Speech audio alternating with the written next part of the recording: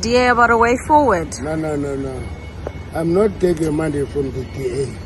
I take the money from the ANC. Of national unity? They must try past that budget without the Democratic Alliance. You? It will not collapse the GNU. People who do not want to be in government, want to be oppositionists within the GNU, will themselves take a walk.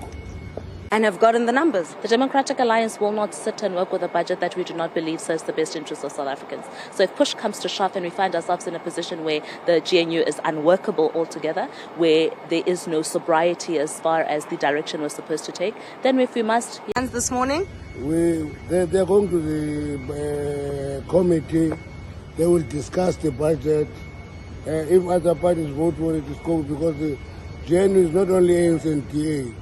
We are 10 parties and there are many other parties outside of the GNU. So we'll discuss the budget. If it goes through, it should go through. If it's not going through, we'll cross that bridge when we come. The Alliance has made it very clear that under no circumstance do we believe that there should be a budget framework that is comprising of a VAT hike, of a personal income tax. We do know that we have South Africans that are already battling to put food on the table for themselves and their families, South Africans who are digging deeper into pockets that are already leaking. And it's on the basis of that the Democratic Alliance has, over the conversation period, been tabling an alternative that is able to make sure that we cover the 60% shortfall without taxing South Africans. But we've obviously... Whether formally or informally, we've never stopped talking to any party. Some of them would have raised issues that they still want to discuss with us. And we've kept our doors open for those discussions. Even as it relates to the passing of the budget, the ANC is engaging all parties. Because in essence, when you go and pass a budget, you need to ensure that you get the maximum number of members of parliament to agree with you on the budget. So we've engaged all parties. But we've obviously been in conversations with our coalition partner in the GNU, which is the ANC, to make sure that we're able to come to a conclusion that rests in the best interests of South Africans. That conversation is yet to be concluded. We are not done yet.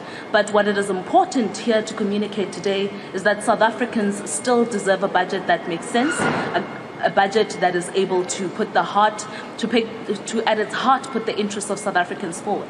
And those interests are 1, economic growth, 2, job creation, and 3, poverty alleviation and bridging the gap between the rich and the poor in this country. The ANC welcomes bold interventions to accelerate economic transformation, employment, and inclusive growth. ANC welcomes the decisive economic, fiscal, and industrial interventions being implemented in line with the ANC's 2024 election manifesto and the historic vision of the Freedom Charter that says the people shall share in the country's wealth.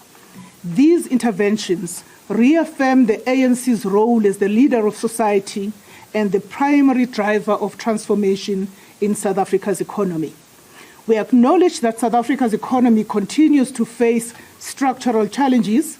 The unexpected 0.3% contraction in Q3 of 2024 financial year, largely due to the devastating drought and pressure in key sectors such as steel, confirms the importance of resilience, industrial diversification, and climate-smart growth. However, we remain encouraged by stabilizing business confidence, steady investment,